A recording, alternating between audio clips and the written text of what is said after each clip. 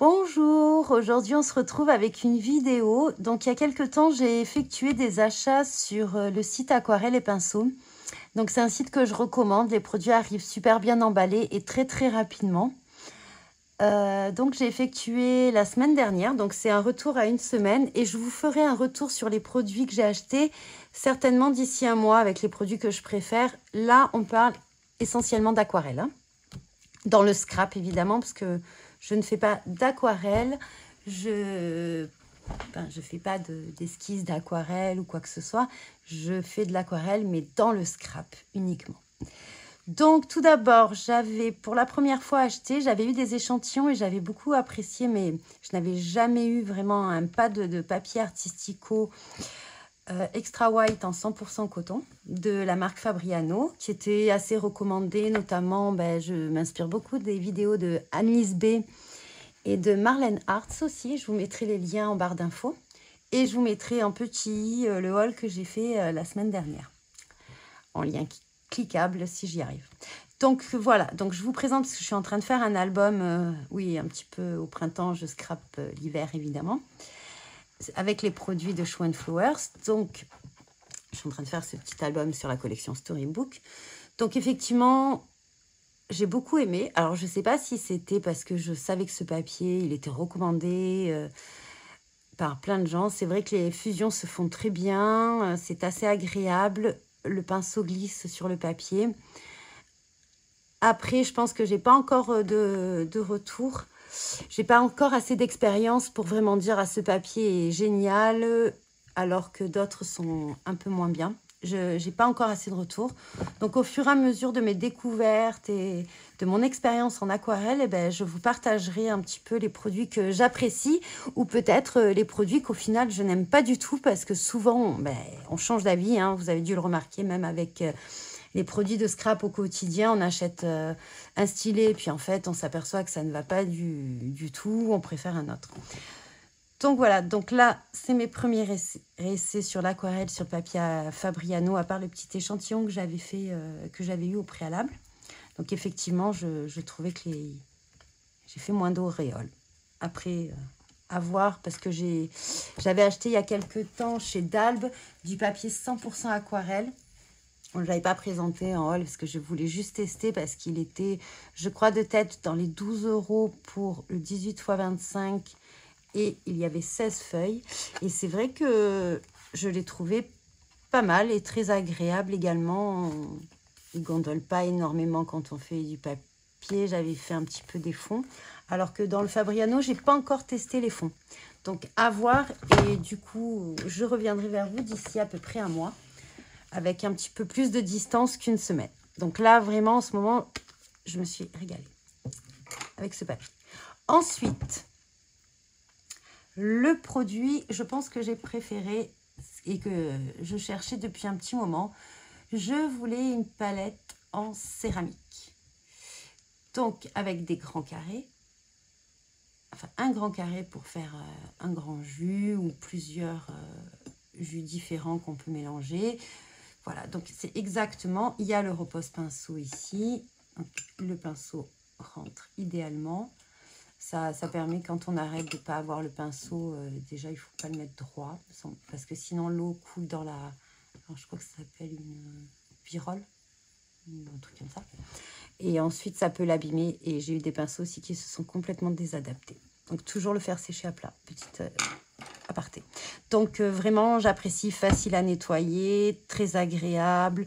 Le fait qu'elle soit blanche, parce qu'il en existe en céramique, mais d'autres couleurs. Alors moi, j'ai choisi le blanc. Après, peut-être, je sais qu'il en existe des verts clairs et on voit bien la couleur du coup dans le blanc. Voilà, donc ça, c'est vraiment ce que je voulais. Et les dispositions des carrés, des rectangles, c'est parfait. Pour moi, je ne voulais pas du tout des petits godets, faire des mini-jus dans des tout petits carrés. Donc, ça ne me convenait pas. Donc ça, effectivement, c'est un de mes achats. Alors, je ne vous ai pas montré l'arrière, comment il était. Voilà, tout simplement.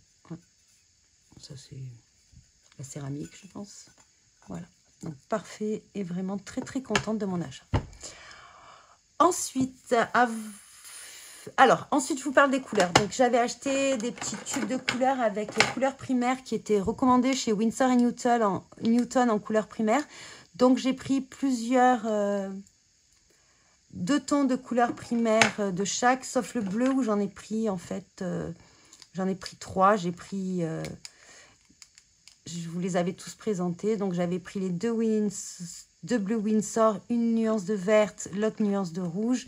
Et j'ai pris également l'Outre-mer français. Celui-là, je laisse de côté parce que je ne l'ai pas encore testé en aquarelle ou juste à peine. Je n'ai pas fait de vrai nuancier avec. Donc, je m'intéresse aux pigments un petit peu quand on commence l'aquarelle et quand on débute. C'est très... Enfin, c'était pas les prémices de mon aquarelle, hein, mais c'est vrai que j'en faisais vraiment sporadiquement de temps en temps et c'est pas quelque chose que je faisais quotidiennement. Et du coup, les techniques, on les oublie un peu. Le dosage de l'eau, après, il redevient aléatoire et c'est vrai que ça se travaille énormément parce qu'on le sait dans l'aquarelle, le dosage de l'eau, c'est le plus difficile. Enfin, pour moi en tout cas. Donc, j'ai préparé des petits nuanciers comme ça. Avec donc les nuances de couleurs primaires et les pigments. Donc, j'ai écrit là le nom du tube et le pigment qui le composait. Donc, pour ça, j'ai un peu suivi aussi des vidéos d'Annelise B qui présente 3-4 vidéos sur vraiment les couleurs, la base de l'aquarelle, tout ça, avec le cercle chromatique et que je trouvais très, très intéressante. Donc, je vous mettrai le lien de sa chaîne en barre d'infos. Voilà, donc là, voilà, j'ai utilisé, donc j'ai fait ce choix aléatoirement, hein. Après, je pourrais mixer d'autres pigments avec d'autres bleus. Et du coup, j'ai une autre couleur primaire de bleu qui était recommandée à tester. Donc, comme vous voyez, en fait, ça fait des couleurs très, très différentes. Alors, celles-ci sont un peu plus foncées, un peu plus claires, pardon. Et celles-ci sont un peu plus foncées. Alors, c'est vrai que je pense que ça vient de ce pigment qui tirait, je trouve, un peu plus vers l'orange. Bon, après, je le trouvais un peu plus foncé. Et celui-là, vraiment vers le rose. Donc, je pense que ça vient parce que, comme vous voyez, quand j'ai mélangé donc 2 à 2 les colonnes, et comme on le voit, je n'ai pas du tout les mêmes nuances en fonction. Donc là, je pense que ici, j'étais un peu plus généreuse avec la peinture. Et là, j'ai mis un peu plus d'eau, je pense. Voilà. Donc, je réessayerai un petit peu en fonçant, en mettant un peu plus de pigment pour foncer la couleur. Voilà. Donc là, alors là, j'ai les couleurs que j'affectionne particulièrement. Parce qu'effectivement, je préfère les couleurs froides également. Bon, j'utilise aussi des couleurs chaudes, hein. Les gris, et c'est vrai qu'en utilisant les 3 pigments, en n'ayant pas de mélange sur mélange, avec 6 pigments dans une couleur parce qu'on a mélangé 2, les couleurs sont plus lumineuses et moins boueuses. Là, on a des très jolis ocres, je trouve. Voilà. Il y a des roses et des violets ici. Voilà. Alors moi, j'aime particulièrement ce genre de couleur. Alors là, on ne les voit pas trop vertes, on les voit, voilà. Je ne sais pas si vous voyez bien. C'est le genre de couleur que j'aime beaucoup. Et en diluant très, très, très encore plus en fait pour faire les reflets sur une vitre ou quoi, ou que j'ai utilisé dans les bonhommes de neige, je crois également. Voilà. Donc là, vous voyez aussi, les couleurs sont un peu plus intenses, un peu plus foncées. J'aime beaucoup. Donc je referai un nuancier avec la couleur Outre-mer, qui est le PB 29. Voilà. Donc ça, c'était mes petits nuanciers. Donc, quand vous regardez des vidéos d'aquarelle, ils vous conseillent de faire des nuanciers. C'est vrai que, en fait, c'est très agréable et c'est très relaxant à faire. Voilà. Donc, j'avais eu en cadeau la palette d'aquarelle dans laquelle j'avais acheté des petits godets vides. Donc, j'ai mis mes couleurs primaires. J'ai pas rempli les godets énormément. Je voulais voir un petit peu ce que ça donne et si cela me convenait. Sinon, je les aurais revendus si vraiment j'en avais pas l'utilité ou que j'aimais pas le fait de faire ces mélanges soi-même, tout ça. Et ensuite, les godets vides, je ferai moi-même mes mélanges directement dans le godet. Et comme ça, je pourrais utiliser, j'aurais pas besoin de faire tout le temps, de retrouver le mélange que j'ai effectué et j'aurai un godet tout prêt avec le mélange que moi j'aime, avec les mélanges particuliers. Notamment par exemple ce genre de couleur que j'apprécie particulièrement. Alors là, elle est un peu trop... Elle tire un peu vers le vert. Hein. Par exemple, ce genre de couleur. Après, on a un joli ocre également. Ici, je trouve. Voilà. Après, on a, suivant ce qu'on met, le dosage, on a des couleurs qui se ressemblent, mais pas du tout également avec les mêmes pigments, mais avec des dosages différents. Voilà. Parce que du coup, je suis partie sur des bases d'aquarelle en me faisant la moitié-moitié, par exemple, moitié-moitié de PY54 et PR188. Et j'ajoute au fur et à mesure du bleu. Et la couleur se fonce, ou alors est vraiment, vraiment très différente. Là. Je trouve ça assez impressionnant. On peut être fasciné par tout et n'importe quoi. Voilà. Et donc là, j'ai commencé mon petit nuancier. Donc, j'ai mis mes couleurs primaires. Et ensuite, donc là également, c'est un petit tampon Schwan Flowers. Et voilà. Donc ça, c'est pour les couleurs et les godets. Et ensuite, on en vient aux pinceaux. Donc les pinceaux... que dire? Alors, je pense également que comme tout le matériel, que ce soit le papier, les godets, les tubes, c'est vraiment personnel. Je pense que chacun a une façon, une technique, une façon de travailler. Après, je ne suis pas une experte, hein, pas du tout. Hein. Moi, déjà, je fais que de l'aquarelle dans le scrap et pas autrement. Du coup, j'avais pris les pinceaux, alors les Black Velvet.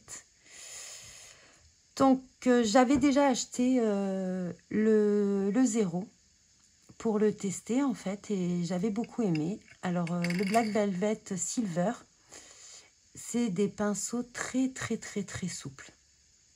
Donc c'est vrai que je pense que moi je préfère des pinceaux un peu plus fermes. Donc là je crois que c'est mélange de...